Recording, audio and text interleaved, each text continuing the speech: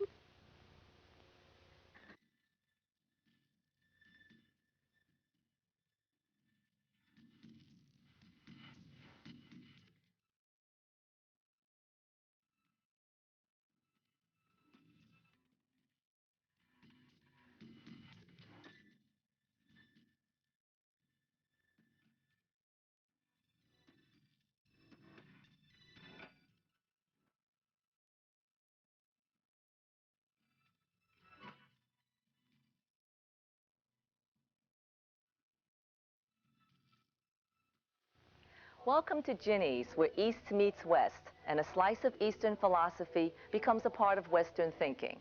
I'm Ginny Gong, and I'll be hosting a series of programs featuring Asian Americans who have successfully combined the best of both worlds, along with anything else that is both Asian and fun. He grew up typically Asian American, a good student, obedient son, and aspiring engineer surrounded by Asian American friends. But something happened along the way, and the typical Asian American pursued a very atypical Asian American career. He took his love of history and criminal justice to the streets and became a cop on the beat. Meet Officer Alvin Yu of the Montgomery County Police Department. Thanks for joining me, Al. You're welcome, no problem. Thanks for coming in uniform. I feel very safe now. What happened? Why this totally change of heart? I mean, obviously your parents and you chose engineering as a profession to pursue, and yet here you are, something totally different. I think my mom is still trying to wonder what happened. You were going in engineering and bam, next thing you're on the streets wearing a gun. It happened in my first year of college. I was driven in that track of engineering and computer science. And you wanted to do that, right? I did want to do that at first. Right. And then I had just this under feeling that that wasn't my stay. That wasn't my segue. That wasn't my, that was my bread and butter. I wanted to help people. And I know there's different aspects of engineering or computer science that I could help people, but that's not what I wanted to do. I wanted a little bit more excitement than doing mechanical drawing, computers, math, no offense, but it's something different. And I started to make a segue into taking more criminal justice classes. I still love history. That's one of my hobbies. And I went on a couple police ride-alongs. And then once I went on those police ride-alongs, I loved it. That was it. That was it. I wanted to help people.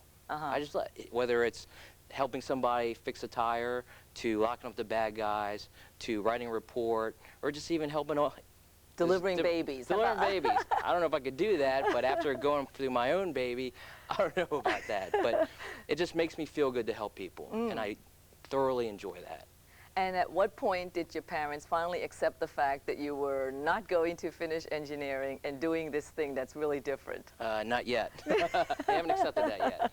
But the first year she started seeing, my dad passed away back in '89, so my mom started seeing my courses change, and she was just asking why.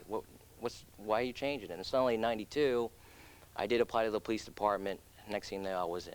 And then she was shocked. It's sort of broadsided her. It's traumatic. It's traumatic. Right. And for any mother. And now there must be this element of worrying whether you're going to come home safe. Yeah, well. I mean, I could see myself wondering. Yeah, I worry about that too every day. And my wife worries, I know my son will worry, my mom and my in-laws worry, and it's something that you eventually have to live with.